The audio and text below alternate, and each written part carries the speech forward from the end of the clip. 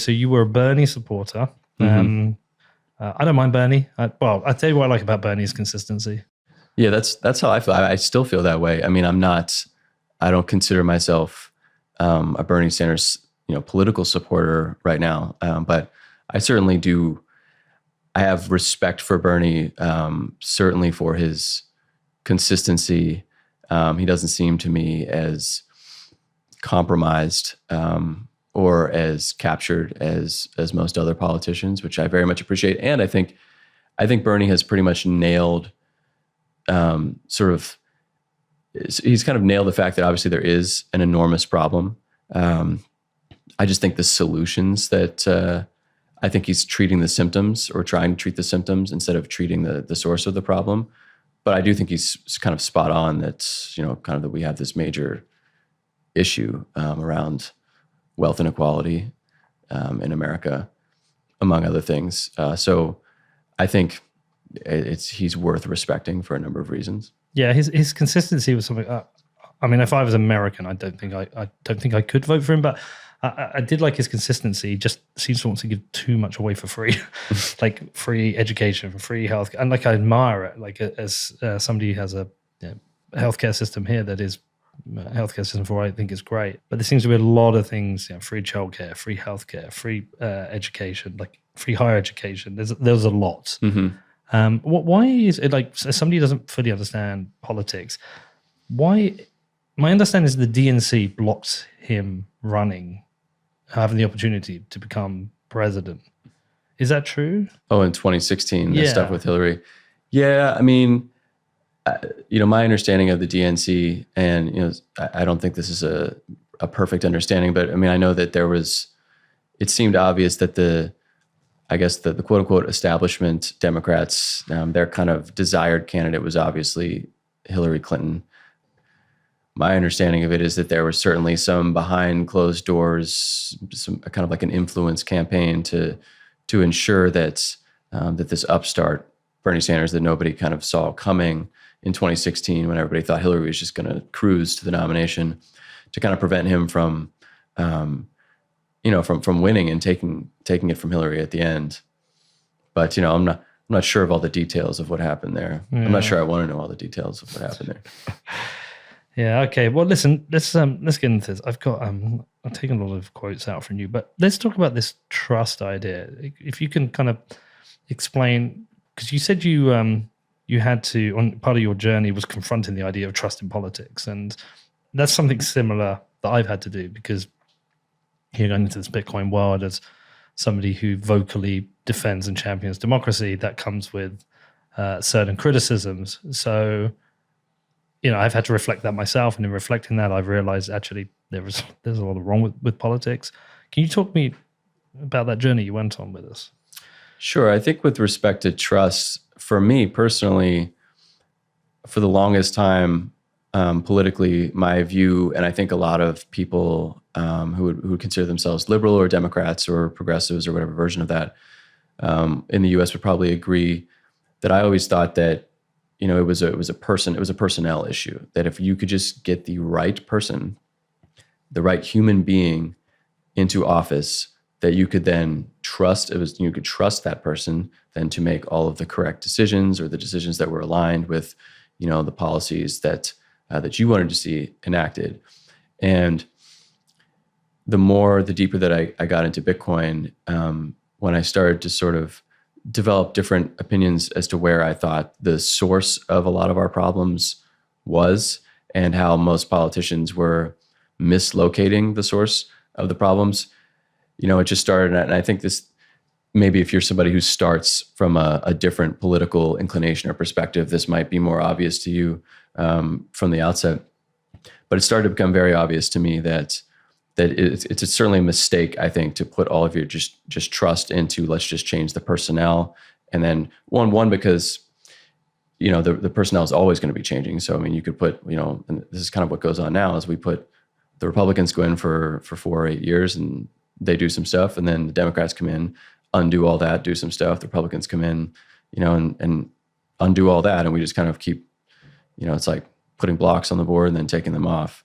But also, I just think this sort of surface area for human error to occur when it comes to policy, particularly monetary policy, is so expansive and so large that I think Bitcoin kind of shrinking that and making it so that you don't have to trust the decision making of human beings as much on at least this one particular issue of kind of the structure of the monetary system itself, I think is useful. It's a tool, I think. I don't think it's a solution to everything, but I think it is potentially helpful. I mean, I got a lot of pushback from that. What's his name? Rohan Gray or whatever, the Willamette Law guy who was before Congress. I mean, he accused me of basically being a fascist or he said that I had taken a hard right turn, which I thought was interesting. So did my wife. Why? I think it's because, I mean, I know that there's some criticism as to from the left, I think, is if you basically remove the ability to manipulate the money, that, you remove the ability, basically you remove the rescue function, like the rescue button. If you take that button away, regardless of the long-term harm that using that button repeatedly over and over again and more frequently can, the harm that can cause long-term, that if you remove it altogether, it's, you're dooming people to bad outcomes ultimately. Well, the rescue button has been abused. Yes. And the balance of surplus and deficits has now it's become just a case of deficit and more deficit. And I think that is one of the major issues, is that it's like, if it was a rescue button, if it was Katrina and we need to rebuild New Orleans, if it was COVID, and we're not debating the rights and wrongs of COVID, but if it was COVID, it was like, it should be there to support and rescue people at times of hardship. It's a rainy day fund. We all have it, but it's become a keep yourself elected fund. Yeah, no, I certainly agree. It's absolutely been overused. I think, I've been thinking about this a little bit as well. I do think there are probably ways to. I don't think the only way to step in and do, I guess, quote unquote, rescue stuff is the way that we've been doing it. I mean, I think that there are ways that you could have sort of money set aside, perhaps, and creative ways that you could have some resources available, or just be more prepared generally, such that you don't have to kind of hit the button the way that we've been doing it. So I don't know. I mean, I think people like Rohan or other people like him, would say that the only way that we can do this is the way that we've been doing it historically, which is just to kind of expand the money supply and helicopter money, stuff like that. But I'm confident that there are other more creative ways to, not allow or to be able to provide resources when it is necessary, that doesn't also necessarily involve, expanding the money supply, which is of course going to just compound the problems. Yeah, and make it worse. Do you know Ovik Roy?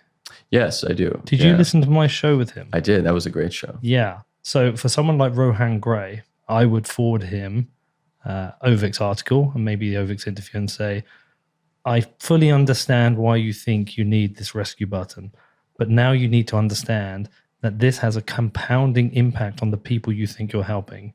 And if you continually use this, you're going to continue to widen the wealth gap. Yeah. I view the rescue button as kind of like, I think I've probably written this somewhere. I view it as kind of like it's like the painkiller way to address problems, where it's like, if I had a health issue and you just kind of pharmacologically intervened, that would alleviate my symptoms for a period of time, and I would probably feel better.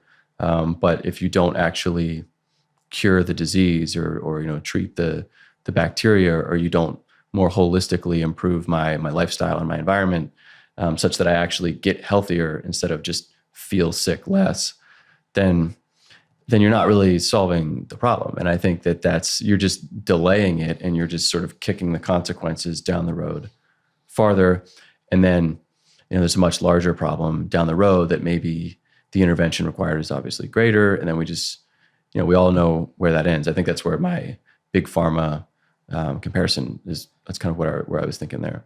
Yeah, one of the things I was trying to wonder with politics, trying to fix the problem of, poor fiscal policy for poor monetary policy, would be to tie the use of the budget and the spend of the party to snap elections. So if you were to go over budget, you would be required to face a snap general election. And I may be trying to simplify something that shouldn't be simplified, but I think of it as both in terms of my company and my home life. I have a mortgage, I have bills to pay, I have food to buy, my set of bills, and then I earn money. And if I have extra money, I can go on holiday. And if I don't, my option is to get a loan, but I have to pay back that loan or I lose my house. Same with the business. I have staff to pay, costs to pay. If I want to expand the business, I take a loan. If I don't pay that back, I lose my business. If you offered me a loan facility, which I never have to pay back, and I can use whenever I want, I'm going to live in the best house. I'm going to get my football team in the Premier League, and I'm going to drive a Lamborghini. I mean, it's just, I can do that. And the problems with politicians is they have access to a infinite loan facility of which other people to pay the consequences much further down the line. So I would absolutely support a political system where the government has a budget, and if they go over their budget, they face a snap election, and we get to decide whether we want to continue with this, and it puts some responsibility on them, or maybe other ways. I think people need to face the consequences of overspending as a political party. Yeah, no, I definitely agree. There's a certain level of transparency, I think, monetarily, that we in our personal lives are able to exercise. You said in your personal life, in your business, it's all very transparent. You face those consequences immediately. I mean, if you don't have the money to pay Danny, Danny's probably going to let you know about it. If you default on your mortgage, and your bank's going to let you know about it, and there are kind of immediate consequences there. And I think, this is, Gladstein has written about this with respect to conflict and war and stuff like that, where if you just remove the accountability component, you remove the transparency, then you kind of you pay for anything, and there just isn't any. There's just a moral hazard there. This is the choice between war bonds or money printing, right? Right. If you create the war bonds, well, we don't want to pay those war bonds. Maybe not. Yeah. No, I completely agree. So it's very. I've got so many of your quotes. This one I wrote, wow. I think mainly because of the length of the sentence as well. So I want to read this one back to you. Let's see if I can do this without making a mistake. We should also be cognizant of the lasting, potentially irreversible harms that can be wrought by entrusting control over the money supply to the vicissitudes of short-sighted partisan manipulations and or hasty, ill-conceived, and sometimes dubiously motivated lawmaking undertaken by those whose knowledge of elementary monetary concepts is often not obviously more advanced than that of the average high school or undergraduate student. Apart from suggesting a bit more grammar, I fucking love that. Yeah, that is a takedown. Well, I'm under strict instructions from my wife, Pete, to not be too long-winded today. So I'll try to put it in more concise terms. Let's stop letting idiots make decisions about money. Yes. Or I think the monetary system is so fundamental to everything, and I just think the incentive structure of politicians making these decisions is so bad that, and the issue is just so important that I think the motivations. It kind of comes back to this, right? Oh yeah. This was a poll in 2017 that showed that 85% of MPs in the UK don't know where money comes from. Let me read it. The results of the new poll of MPs reveal a worrying lack of understanding of the UK's money and banking system across the House of Commons. The poll finds that only 15% of MPs are aware of how most money is created in the modern economy. Only 15% of MPs were aware that new money is created when banks make loans, and existing money is destroyed when members of the public repay loans. I would imagine this is probably similar in the U.S. as well. I mean, if you just listen to most politicians speak publicly about this sort of thing, I mean, it's pretty obvious that they're not spending a ton of time digging into that. But it's an issue that's so fundamentally important and has so many reverberations across every aspect of our lives, and especially looking long term. I mean, this is the type of thing that if done incorrectly, destroys societies entirely, historically speaking.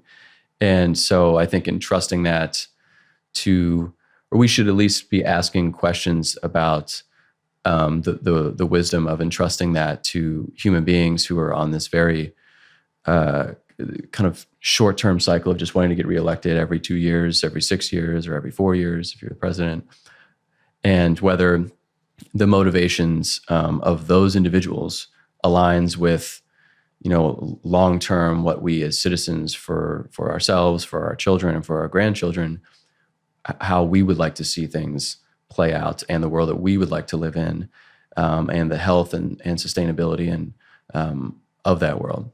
Well, this is where I'm going to probably contradict myself, because as somebody who supports democracy, I also recognize, as you have here, that we're entrusting really important decisions into people who have no experience in making some of these decisions, and the compound effect can be huge. Like, I mean, we've seen that with countries that have been destroyed, and lives have been destroyed through bad decisions. Sometimes just a few small bad decisions. We don't allow this with the engineering of airplanes or the piloting of airplanes. Right. We don't entrust people in terms of childcare who don't have experience in childcare. We want the people who understand what they're doing and all these fields of responsibility. But then in the era of politics, we sometimes are picking based on personality, less so experience. And then when you think about it, it's kind of strange. Like, how do we get more experienced people into these roles? Yeah, I think it's kind of a complex problem. I think there's certainly an expertise issue. At the same time, I think I wrote about this a little bit too. I mean, I think the amount of topics that we expect our representatives to have a competent command of is kind of astronomical at this point. So, and I think the same is true for the executive branch, for the president as well, that the sheer amount of responsibilities and the amount of the different areas that we demand a certain level of competence and expertise is almost, it's kind of impossible. So I think if there are ways to, for lack of a better word, outsource some of those a little bit in order to kind of, like I said earlier, sort of reduce that surface area on which human error can kind of play and wreak havoc, I think it's worth asking the question of whether that would be something that would be useful. And I think Bitcoin is unique because it's not like you're offloading it or outsourcing it to a different group of people who are maybe similarly compromised or have their own set of issues. It's to a protocol that doesn't really have those issues, which is one of the things that I think makes Bitcoin so I think the way that Bitcoin has all these interesting interplays with our current political system is just endlessly fascinating to me. Well, it forces bottom-up thinking.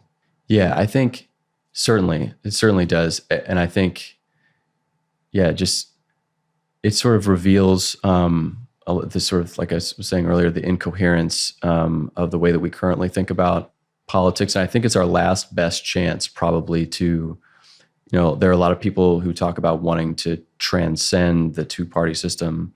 I know that Andrew Yang talks about that all the time now, and which I think is useful. But I think, like you were saying, you almost have to force that from the bottom up. You can't just implement that from the top down. Just say, hey, we're starting a third party, or a different. The sort of energy for that, there needs to be a groundswell from the bottom. And I think that Bitcoin is probably, at least as in my lifetime, by far the most interesting and promising way to potentially do that. And I'm kind of the view where I'm not particularly optimistic about us solving a lot of major problems as long as we continue to be constrained by the two-party system as it currently exists. So anything that meaningfully challenges that, I think we should be spending time with and looking at. I think Bitcoin is that. It's like Nick Carter said, it's like this peaceful revolution. Exactly. And that's a great piece. And yeah, I would agree with that entirely.